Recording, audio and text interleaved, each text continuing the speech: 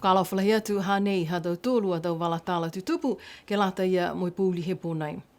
Whakamua koe eke kafo ko Colin Whono tau tuku i tonga, ko maua ia taha he tau fōfō mahuinga, ke he tau whamanatuanga, ke he aho whanau he patui ki whiwhine ke New Zealandi, whahitapu nei. Ko eke ia mo tangata Niue ke tolu aki, ke maua e fōfō ko e Knights Companion of the New Zealand Order of Merit. Tō tolu la ia e tangata Niue kua maua e fōfō li lifu nei, ko laua tuko ua whakamua koe tau palimia he motu, ko mamali atu tuko ua laua, ko li lifu ko Sir Robert Richmond Rex, mo li lifu ko Sir Toke Tufukia Tālangi. Maekia i ke tūtala mo li lifu ke tolu aki ko Sir Colin Whono tau Tukuitonga, mo i huhu atu kia ia ko whewhe hana manamanatuanga he mga aho ne longona ia e ongo nei. Mo whakapāne mo ue au e whailoanga mai he Department of Prime Minister and Cabinet Honours Committee. Mena hau e email ke he personal account haku, si whakakise au ke tō ua haku, ne beheu ko lingo whewhe ua te whaoa a e ko spam whalata. Ki lewa hai ono maua si tō kise tō tohi si māmeu e koe nominate he whaoa whiwhiri ke hai whaoa si ko huhu ke au koe manako na kai au ke talia. Si manatu au pehe tō ua haku a ngoa e uru hao. Talia, haka eguni ko koe tō taha e kua maua he monuina ka koe mga whaoa katoa, koe motu Niue, koe tō tangata Pasifika, koe tō whanau fuatara ono me behe ia ka maua he tangata koe, ko tō whaanga behe ringa mua whuki neo ka ngahua whamaloloa. Si longa si nai tō manatu ki ne on gai si talia mo ia ka ha mo e tō whamori hea hong fua ko mori ki tua. Ko Sir Colin whanau ia i Waila a loftu ke lau, whia ki hake he tau mamatua tupuna hana ia, mo e whanoaonga ia i Niue. Maua hana tau whakamailonga ko ke eke mo eke kafu mai he aonga pulotu Fiji School of Medicine. Ka matanga hua ia ke whakatufonu he tau tahe awhi hiwi seo volungu fulu, ko e tahe tau eke kafu e whahe malolo sino. Ngā hua ia ke whahe malolo sino, hoko atu hana te tau katowhanga ki he hukui ulu whakatonu he whahe malolo sino, tō whakaosi mai hana whikawhikawanga me whakatufonu Niue he tau tahe awhi hiwi seo volungu fulma fitu. Pese ni he nā kai nofua ia ki he motu, kai tū mau hana tau lango matai mai, ke tau ngā hua he whakatufonu he tau longo kua mole, ke hoko mai ki tau ngāhu nei.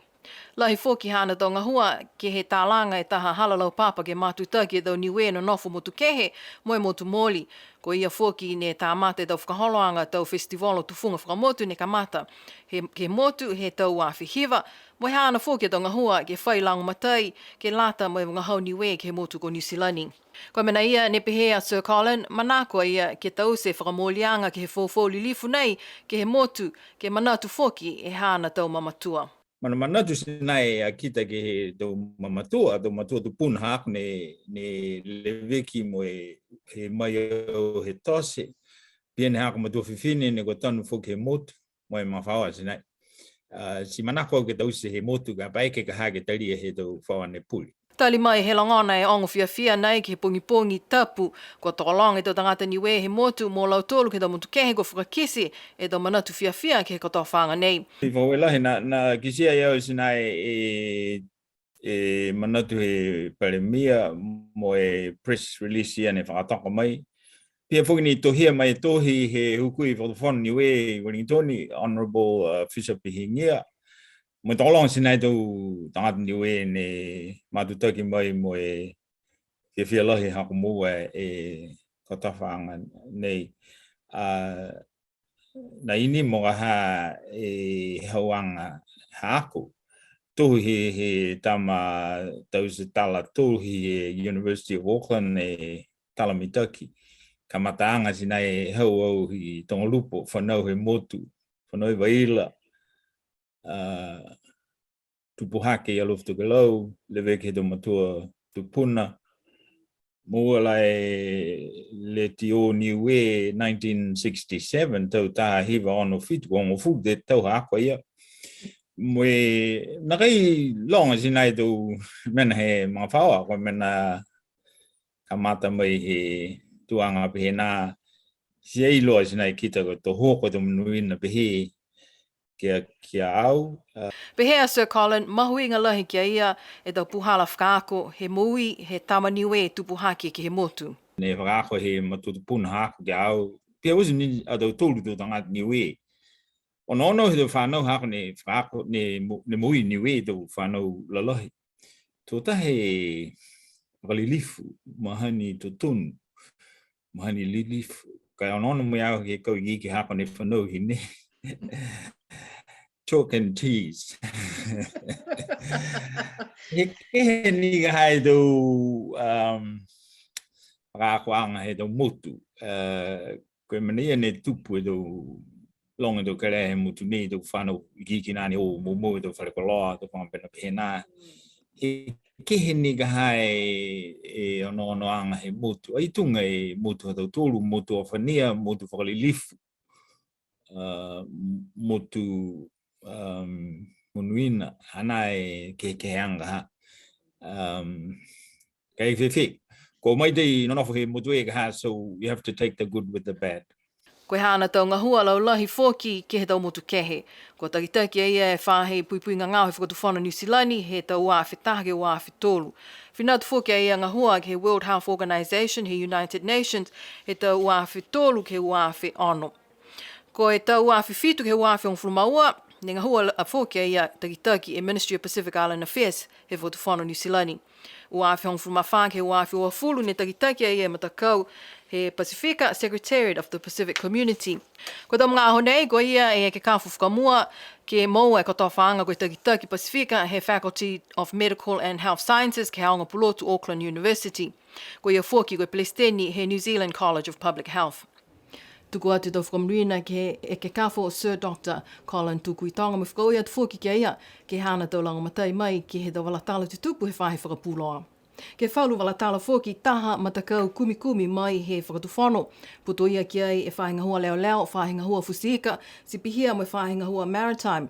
Ni o atu ai ke kumi ke he wakatonga Taiwanese FV Chuan I Shin, ne pe ai ke he ululu I Pewalisi he aholotu whaitapu e Kamali. Toko lima lau tolu ni watu ai he matakau nei koe takitaki he whahinga hua leo ko Tim Wilson, Satini ko Albert Tasmania, tau ofisa mai he whahinga hua fusika, lau noanga taua mo Darren Mangatungia, mo i takitaki he whahinga hua he maritime ko Lindsay Tālangi. Pehe mai whalu tāla longana mai he whalu ofisa he whakatuwhano, koe mga honi hohoko atu ai matakau nei ki hululu Pewalisi au whaiumu ki sia e lau tolu kua vela e wakatonga nei. Nā kai la tali mai fōki he tau ofisa whakatuwhanu tau huhu, po ke whai whakailoa anga fōu, po ke whai ata whakakise, ke iloa mōli koe vela e wakatonga nei. Koe ata ni kua whakatoka whakatuwhanu, he aho whlaile whai tau kamali, koe tonga mo e tau koloa fusiika, tokanga ia ke he whungatonga. Koe aho lo te whai tau pue kamali ne pēa e wakatonga nei ki Pewalisi, toko hongfulumataha I te tangata ni ngahua ke wakatonga ia. Koe pungi tu loto ne lele atu ai wakalele Royal New Zealand Air Force C-130 Hercules, ki he taha kumi anga ke poki mo tapa ke tau ata, moi he pulangi. Ki sia maali e tonga ne pē, loka e tahi, kai maunga ia tau koloa fusika, tunga e tau poi, ke he whungatonga. Koe aho whlaile ne whailoa he whakatuwhanu kua nā kai whaile kua I tau tangata toko hongfulumataha ke whakatonga, mo e kua uta alau tolu ke he taha tonga fusika fuaki mai he motuna ko Taiwan. Ne lau matai he ofisa National Maritime Coordination Centre ha New Zealand ke lawiaki e tau tangata toko hongfulumataha nei mai he whakatonga. Tuku whenonga atu e matakau kumi mai he whakatuwhanu he a whiawhi whalaile kua male, mo I liliu mai he pungi tapu. Nā kai la iloa fuaki e tau kakano, koe hāne whinatu ai e wakatonga nei ki hululu I Pewalisi, ha koe tau puipuianga ke he tau whakaholoanga mo ana mahu, kua nā kai lata ke whai wakatonga fusiika ke tau walatahi ia ha Niue. Toko tolu e tau matakau sipati he motu, ne kua maua e tau tuhi mai he takitaki, he matakau sipati he motu Niska, ke whakailoa kua uta kehe mai a lau tolu, a tūtakianga mo e matakau sipati he motu, koe tau matakau ia, koe matakau olofu Apollo, matakau langaki mamafa, mo e matakau whanawhisi, ne kua maua e tau tohi nei ke whakausi mai halau tōla tau tūtaki ki he matakau spot he motu ko Niska. Koe tau tohi nei ne whakamolia he Palestini he matakau Niska ko Maru Tālangi, Ni kua whakailoa ke tau takitaki he tau matakau olofua polo, matakau langa ki mamafa, mo matakau whanawhisi he motu, kua whakahala mai a lau tolu mai he matakau niska. Ha kua nākai muitua ke tau matawhakatu whano he tohi whakawe he matakau. Mai ke PCN News ke maua whalo tau langaki mai he tau tohi nei he tau matakau spot e ia. Ne whakamau ki loto he tohi ke he matakau langaki mamafa ke uta kehe na Rita Williamu Tahenga mai he hana ko tawhaanga koe Palestini he matakau langaki mamafa he motu. Ka talahau mai na Rita ki a PCN News tu mau ni hana tuanga koe takitaki he matakau langaki mamafa he motu. Kua tohia atu foki ke he Palestini mo hangai Palestini he matakau olofua polo ke whakaosi foki halaua atau koto whaanga kai pehe mai e takitaki he matakau olofua polo ko Des Hipa tona kai hiki hana tuanga koe Palestini si pia foki ni e hukui Palestini ko Mark Blumsky. Nā kai whai talahauanga mai e matakau whanawhisi ke he mga honei.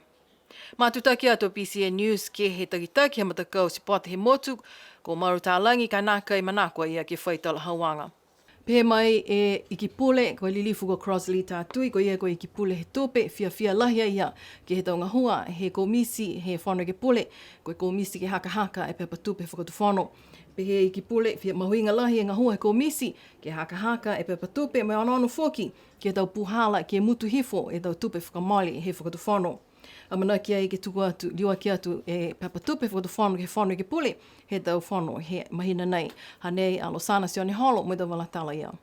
Koe whaolu he tau mena ko ono ke uta kehe mai he papatupe, tonga e tau punga hua ko lewa e toka ki loto he tau whaswhasianga tupe, kai nā kai la whai tangata ko whakangahua ke he longa e tau tau. Ko ana fōki a lau tūlu ke he tau whangamena tunga e tau tupe, ko whakaonga ke he tau tutongi he tau lolo wela, mo e tau penisini sipihia, mo e tau whakatokaanga ke he tau projects, mo e tau mena ko alata ke maua mai ei. Pehe e ki pule ko tātui, pese he lahi e tau tupe kū ke he pepa whaswhasianga tupe nei, kai makau mo e mita ke taunga hua he komisi ke halau tūlu a taunga hua, mo e lahi hana tau whakaue ke he komisi. Ko whakaue whoke a ia ke he hukui tohi kupulahi he whakatuwhono mo e tau takitaki whāhinga hua hako talia mo e whiawhia ke tali e tau huhu ke he komisi. Huhu ai ke he kipule ko he ngoa e tau mena kua tupe a ia ke he pepa tupe nei. Mo e pehe a ia ko e tupe a ia ke he tau tupe whakamale ka malikisi hake ke whakangahua e tau ngahua he whakatuwhono. Pehia whoki ke he tau tupe kua manaki ke whakamale ke lewe kia ke tau koloa he whakatuwhono. Tū mau whoki hana tupe ha kua ngahoa e tu tangata he motu ke fua e tau ngahua longa he kautū. Kua manaki e whasifasianga tupe he whakatuwhono ke liua ki atu ke he whono e ke pule ke whakamoli ke he tau wha he tau pimua. Taha whakaholoanga fōu, kua tā mata ei he matakau tōwhia Niue, kau whakataha ki ai e whakatu whono Niue ne whakahingoa ai koe Niue Ocean Wide Trust. Ilo ai koe e la ia e whai whakaholoanga pehe nei, ne kua tausia e he tau motu he lalolangi. Kua whakahoko ai taha whakatu talanga ki whahe tau pukua mali, mo e tau hukui mai he tau matakau i whāwhusi pia whoki, mo e tau hukui mai he tau he whahe whakatu whono. Kua whamatala e palemia li lifu Dalton Tangilangi ke he ngahua whou nei, mo e whalana ki anga he whakatu whono ke kautua e tau puhala tuturi tupe nei, ke langamatai e tau ngahua he motu. Whamatala whoki e Palestini he matakau to whia Niue ko Coral Pasisi, ke whamama e tuanga ke he mga nei mo e amana ki anga, ke whakamunuina mo he whangi e tau seanga nei, ke he whanoanga lahi he tau motu he lalulangi, ko e COP ua whamawhitu ka whakahoko ke he motu wai kupito he mahina Novema he tau nei. Ko e tau whakaholoanga nei ko amanaki ai ke whakafua i e tau Ocean Conservation Credits ke maua tupe mai mo e amanaki ke tuku molea e tūlung whamaua e tau miliona tāla tupe New Zealand ke he potaanga Niue Ocean Wide Trust. Ke mai ke whakaonga whakatai ke taha puini tūru e miliona tāla he tau takitaha ke lata mo e tau ngahua he motu. Ke lewe ki mo i pui e tau tufungasia ke he tahi mo e whalunga hua whoki. Ko whakamauhili lifu palemia e whakamolianga e whakatuwhono ke fua ki tahi awhi fitsueo e tau Ocean Credits ke lata mai tau tangata o si he motu. Ke aha o lotu e whahe tau pui ka male, kua whakamoli ai e mo e whakamau e matakau olofua paulo he motu, tuku atu hala tolu tau hingoa ki he matakau niska wala tolu ia. Tau tangata pele ka watu ai ki he tau whiua Commonwealth Games ki Birmingham he mahina fōu.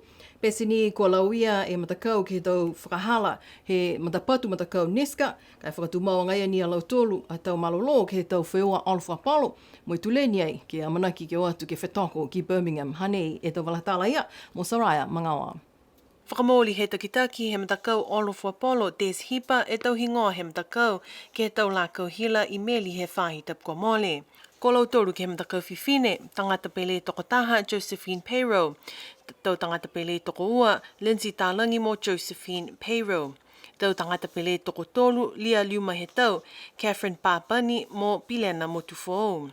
Tau tangata pele toko wha Lindsay Tālangi Lia Liuma he tau Catherine Papani mo Pilena Motufo. Koe takita ki he matakau whiwhine ko loine pāki ato. Ki he matakau he tau tangata tāne. Tangata pele toko taha Stanley Tawhatu. Tangata pele toko ua Tukala Tangelangi mo Stanley Tawhatu. Tau tangata pele toko tolu Dalton Tangelangi Keith Papani mo Vehala Funaki. Tau tangata pele toko wha Tukala Tangelangi Keith Papani Dalton Tangelangi mo Vehala Funaki. Koe takita ki he matakau he tau tāne ko Bill Whakaafi Motufo. Koe takita ki pele ki he tau matakau tāne mo e matakau whiwhine ko Norman Misi. Pehe mai a Des ki a BCN News koe hana ni anga hua he mga honei ke whakamau e matakau Oliver Apollo ka o atu ki he tau whiua ki Birmingham. Ke he whalu whuki a tau walatala spote, koe aho whaiu mui whahi tau pui kua mole, ne whakahoko e taha whiua ne te polo, ua e tau matakau, mai ia he whahi tuke lau he motu, whetoko ai mui tau matakau mai he whahi tonga he motu. Koe whakamai longa aki e whakahikuanga he tau whiua spote ne te polo ke lata ia mui tau nei. Hane i tau walatala ia, mo Saraya mangawa. Koe tau matakau mai he whahi toke lau, mai whahi tonga he motu, ne pele ki he tau whiua ne te polo, he aho whaiumu. Ka mata ki moe fufuta he tau whanau aonga tokolunga, vihu ni e tau ala he tau matakau, he weweheanga he tau whaata whiwhine, moe nakai whaipele e whakahiku. Ke he fufuta he tau whiwhine lalahi, nakai katoa e matakau mai he whahi toke lau he motu, ka e whakahoko ni e tau pele mai kautu e matakau mai he whahi tonga he motu, ke he whaongo fulumawhitu e tau ala, ke he tolungu fulumataha mai he matakau he whahi toke lau. Whakakatoa mai he tau whakaholoanga he aho ki he tuwhatuwhaanga he tau palepale, mai he tau whiua he tau whahi tapkua mole. Mo e whakausia ki he tākai au loa. Ke whakausia ki tau tōlua tau walatala tutupu ke pūli pō nei, ne whakahoko ai he ahawhlai le whahi tau pui kua mole, e tau whiua sipote he aonga ikiki he motu, a tōla he fulufuluala, he ono atu ki he alau tōla tau malolo, kua whakakisi ai ke he aho, hane e whalu tau ata, ne kua pōki ai ke he halau tōla tau whiua mai aho.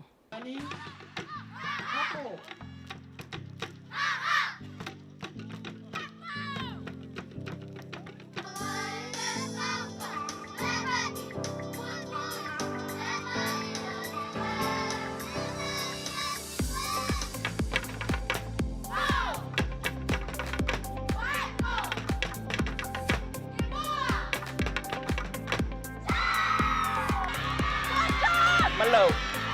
Ajá, mi hermano. ¿Dónde fue ahí?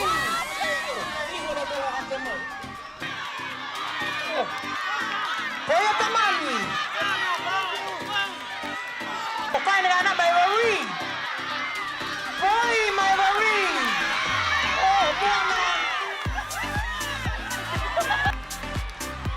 Toko ni no ai ne hake mai linga ko Eli Morani. Anyway. Oh, sapo! Tiana!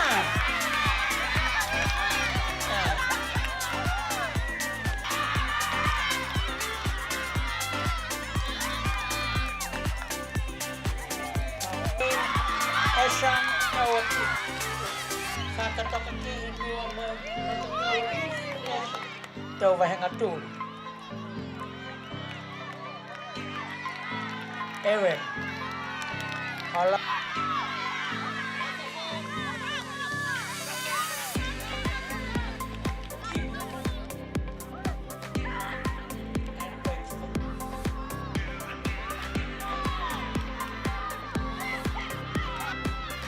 tua e tau whanau whiwhine whanakeu. Tō taha i furufuruala he tau whio spot ia, he aonga he tau whanau I ki kia motu, whakahoko he a flei le whaitau pui mole. Amana ki atu ki he tau aho whio spot he aonga tukolunga he tau whaitau pui mua. Ka pia tau tōlo tau walatala tutupu ke lata e mui pūli he pōnei, matutaki mai he pō tuloto e whaitau nei, ke lata ia mui tau walatala tutupu whakaperitania mō Saraya Mangawa. Kai tuku atu tau ui whakamnuina ki hea whiawhi, Munuine pō no no whaa.